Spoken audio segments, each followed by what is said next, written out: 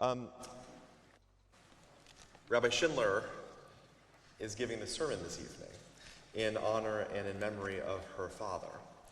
But I have to say that I always think about this, Rabbi Schindler, which is that this bima is your bima. And that, in our congregation, every once in a while, we do a tour of the congregation, and the community members will say about the areas, the sitting upstairs, they'll say, is the men's section upstairs. And if anything, you taught us over and over again that the women's section in our congregation is on the bima. And so it is a thrill always to have you on the bima, always to have your partnership, always to have your friendship. Thank you for leading us tonight. So my father's 25th Yahrzeit, the 25th anniversary of his death, was last week, and I've been traveling around speaking about my father, and the temple said, why don't you speak here? So here I am, and during the high holidays, when I got down here, my father and I would lead services together from this bima, and I didn't savor that moment as much as I should have, not realizing how soon it would be gone. So imagine we each had a photograph, an iconic image that captured our essence and our life. That's one image. There's one image of my father's predecessor, Rabbi Maurice Eisendrath, who led the congregational arm of our Reform movement as president of the Union of American Hebrew Congregations, the UAHC, which is now the Union for Reform Judaism. And Rabbi Eisendrath led it from 1943 to 1973. And perhaps you've seen this photograph.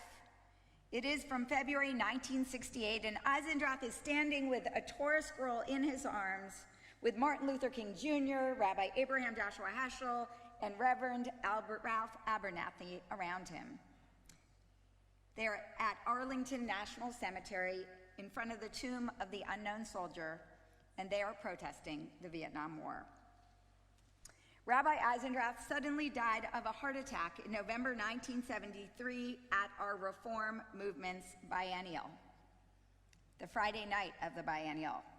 And the next day, my father read word for word Eisendrath's bold and courageous speech criticizing our country for the Vietnam War. With that address and with his installation 3 days later, my father would be propelled into the presidency of the Reform Movement, a role which he would hold for 23 years, from 1973 to 1996. Imagine we each had a photograph, an iconic image that captured our life. What would my father's iconic image be? We don't have such a photo, but if we did, it would be my father in a huge tent with all four sides open wide so that anyone passing by could enter. It would be exactly like the tent of the biblical Abraham and Sarah as described in the book of Genesis. Whether it be the tent of our family's Shabbat table, the tent of the synagogue, the tent of America, or the tent of the state of Israel, it needed to be open on all sides with the broadest definition of welcome one could have. The tent of our Schindler Shabbat table was always open. Being home on Shabbat evening was mandatory, and our Shabbat dinners were always filled with energy and passion and joy. With 5 kids and my father and mother talking loudly and all at once, and ending the dinner with a song session, echoing the ones all of us had experienced at Reform Movement summer camps. Now, I'll be honest, we were real, and as 5 kids, we argued then as we sometimes argue now, and Chip can attest to that. There were those Shabbat dinners that would end up with a fight, with one kid storming off to their room. But most Shabbats were peaceful and fun. Our mom was the center of my dad's life. He adored her, and we always said Proverbs 31, a woman of valor, to my mom every Friday night prior to Kiddush and Motzi. But just like our home, my father believed that the tent of the synagogue needed to be open to all who wanted to enter. During my father's tenure, he stewarded our movement as it grew from 400-member congregations in 1973 to 900-member congregations in 1995. In his time of leadership, he made sure the synagogue doors were flung wide open, first and foremost, to embrace those among us who were entering interfaith marriages. Now, this was a radical concept in 1978 when my father gave a speech to his 180-member board of the UAHC. Is that crazy? He said, "I believe the time's come for the Reform movement and other movements, if they're so disposed, to launch a carefully conceived outreach program aimed at all Americans who are unchurched and who are seeking religious meaning." From that single speech, encouraging our movement to reach out with open arms to both the intermarried and those who had no religious faith, an extensive outreach program was created. The speech was so controversial, it made the front page of the New York Times. My dad, in particular, appealed to embracing the non-Jewish partner in an upcoming intermarriage. The time, he said, had come to remove the not wanted signs that make non-Jewish spouses feel alienated. In the 70s, when he shared this vision, it was almost impossible to find a rabbi who would officiate at intermarriages. There were families who sat Shiva for children who married non-Jews. Our Reform movement tent was expanded through my father's support for patrilineal descent. Why should it be that only a mother determines the Jewishness of the child? Isn't that sexist, he asked me rhetorically. In Reform Judaism, if either parent is Jewish and their child is raised as a Jew, that child is counted as a Jew in the Reform community. And even more controversial, my father thought that we should not be afraid to proselytize to the unchurched. I remember him teaching, when you read a good book, you say to others, you should read this book. When you go to a good movie, you say to others, you should see this movie.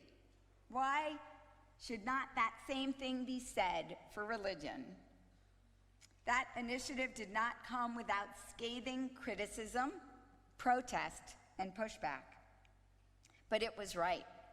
And as a direct result of his efforts, our Reform movement is by far the largest North American Jewish movement today. My father practiced what he preached. In 1986, when my sister Debbie married her husband Bob, who is not Jewish, my father welcomed his son-in-law with the warmest of embraces. My mother used to explain to my brother-in-law Bob that he was almost perfect. He was a 9.5, but if he was Jewish, he would be a 10. But in my father's eyes, Bob was already a 10. Just as he encouraged us to do as a movement, my father did in his home. He showered Bob with warmth and inspired him by modeling for him a love of Jewish living. In 1999, when my brother-in-law decided to convert, my father felt overwhelmingly blessed, not only to officiate at Bob's conversion, but to officiate at Bob and Debbie's Jewish wedding. My parents have 12 grandchildren living rich Jewish lives. 10 of them represent the fruits of his labors of outreach. And last Friday night, we welcomed the 5th great-grandchild into the Jewish people at Central Synagogue, as I had the honor of naming Alexandra Kayla Schindler. Our synagogues needed to be open to women leaders. My father supported women in the rabbinate a decade and a half before I made my own choice to become a rabbi. Our synagogue doors need to be open to the gay and lesbian community. In the 1970s, my father led efforts to include the LGBTQ+ community in Jewish life and to admit the first LGBTQ+ congregation, Los Angeles' Beit Chaim Chadashim, into our movement. Later, he would support same-sex marriage and officiation. On the need to welcome the LGBTQ+ community, he wrote just months before his death, "We need as a community to cross those boundaries of otherness, where compassion gives way to identification. Too many of us have not affirmed that we are all a family. We speak of them and us as if gay men and women were descended from a distant planet. If those who've studied these matters are correct, 500,000 of our American fellow Jews are gay. They are our fellow congregants, our friends and committee members, and yes, our leaders, both professional and lay. Whether we know it or not, whether we acknowledge it or not, some of these are our sisters and brothers, our daughters and our sons." Why was my father so concerned with expanding the tent of Judaism and opening our doors so widely? Because he grew up with the closed doors of Germany. My father's childhood of living from the age of 7 to 12 years old under the Nazis' ever-tightening grip was no doubt traumatic. My grandfather Eliezer wrote for an underground newspaper, and when Hitler's forces came to arrest him in March 1933, he fled just hours before they arrived. For 5 years, my father and his sister were raised by their mom in Germany until all three made their escape in the summer of 1938 and were reunited with my grandfather. My father never spoke German in his home. He never spoke about Germany. But that childhood experience of losing 20 to 25 members of his family in the Holocaust grounded him. My dad's entire life was a response to the Holocaust, a relentless drive for Jews not only to survive, but to thrive, through sustaining synagogues, through a commitment to Klal Yisrael, the Jewish people as entirety of Israel, and through a solid, unshakable moral grounding, a never-failing commitment to speak out in support of the marginalized and against wrongdoing and evil. Jewish survival was my dad's life mission, and the synagogue was the vital center of Judaism. He taught that all other Jewish institutions mobilize and utilize Jews on behalf of the community. Only the synagogue creates Jews. My father taught that our state of Israel needed to be open to all Jews. He worked to ensure, for that time at least, and we pray for always, that the right of return allowing for citizenship in Israel should be for all Jews, inclusive of those who converted through our reform movement. From 1977 to 1979, my father became president of the President's Conference of major Jewish organizations. And as such, he was the spokesperson for North American Judaism. It was that same year when Israeli elections shocked the world, when they elected Prime Minister Menachem Begin. You see, Menachem Begin, many decades before, had led the Irgun, a Jewish paramilitary organization that opposed British presence. And Begin was responsible for the 1946 bombing at the King David Hotel. So many Americans, Jewish and otherwise, opposed Begin's leadership. They called him a terrorist. But my father explained that Begin won that election through a democratic process, and we needed to support that. He reached out to Begin, worked closely with Begin, and ultimately supported Begin as Begin's closest colleague and friend, as the Prime Minister negotiated a peace treaty with Egypt. And I shared this story last week that my twin brother and I, remember being at Begin's home once. It's in the forest of Jerusalem, and my dad was meeting with Begin, and my brother and I were playing with the Nobel Peace coin that Begin received. And my twin brother, who was always mischievous and getting into trouble, started to debate with me whether they would actually notice if we took the Nobel Peace Prize. My father taught us how to lovingly criticize Israel. When he won a major award from Hebrew University called the Solomon Bublik Award, he shared the following. He said, "Not every American Jew agrees with every policy of the Israeli government, present or past. The pluralistic nature of our community precludes so homogeneous a reaction. We are not servants of a particular party. We are not instruments of any governmental coalition. But we are united by a sacred mission to secure the safety of Israel. And we are impelled by a common love, an abounding love for the people of Israel. My father taught that our doors need to be open to those who are suffering in the world.